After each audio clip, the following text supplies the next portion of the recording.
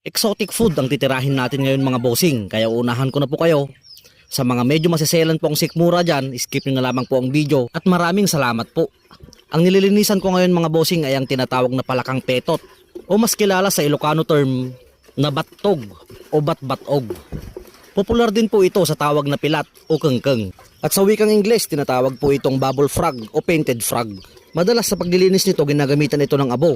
Pero sa diskarte ko mga bossing, lalamasin ko lang ito sa asin at suka para matanggal ang dulas at lansa at matanggal ang malagkit nitong dagta. Hindi ko na po pinakita sa video pero tinanggalan ko po ito ng bituka at tapdo. Iniwan ko lamang ang maliit nitong atay at mga itlog.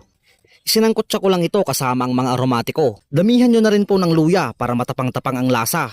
At syempre, pangtanggal na rin po ng lansa. At ang diskarte pala natin dito mga bossing, spicy dried adobo. At nang maiga na nga ang sarili nitong katas, titimplahan ko lang ito ng toyo at suka at MSG na pampalasa. Sabay sasabawan ko lang ito ng 2 tasa, lalagyan ng tanglad. At maraming sili syempre para may laban ang anghang. Kung hindi po available sa inyo ang tanglad, pwede po kayong gumamit ng murang dahon ng suha o di naman po kaya ay dahon ng kalamansi. Mainam din po yan bilang alternatibo sa tanglad. Pagkatapos nga ng mga ilang minuto, kasarapan na ng kulo. Bubuksan ko na ito at hindi ko na po ibabalik ang takip. Hihinaan ko ang apoy at hihintayin na lamang natin na maiga ang sabaw at tuluyan ng magmantika. At ayan nga, tinatanong nga dyan ng kumpare ko kung luto na daw po ba ang pulutan. Ngiting tagumpay. Sunod kong binalikan itong niluluto ko mga bossing. At awa naman po ng Diyos, hindi pa naman sunog. At saktuhan nga sa pagbalik ko, luto na po ang ating spicy dried adobong bubble frog. Gemasen sosyal. Madalas na nakikita lamang ang ganitong uri ng palaka tuwing panahon po ng tag-ulan. At sa mga panahong yan, dyan po sila nagsisilabasan upang magparami.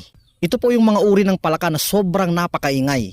Ang kanilang tunog ay mahihalin tulad po natin sa tunog ng baka. Isipin mo na lang yung daang-daang piraso nito na sabay-sabay tumutunog. At nataon na ang kanilang lungga ay malapit sa iyong bahay, di po ba? Sobrang napakasakit sa tenga. Ito rin po ay edible o talagang nakakain at hindi po nakakalason. At ang mga ganitong palaka, marami po dito niyan sa aming probinsya. Tira, big boss! Para sa inyo mga bossing, ang unang tagay. Nung una mga bossing, hindi po talaga ako kumakain nito. Pero nung unang beses na matikman ko, hindi ko na po nakalimutan. Dahil napakasarap naman po talaga.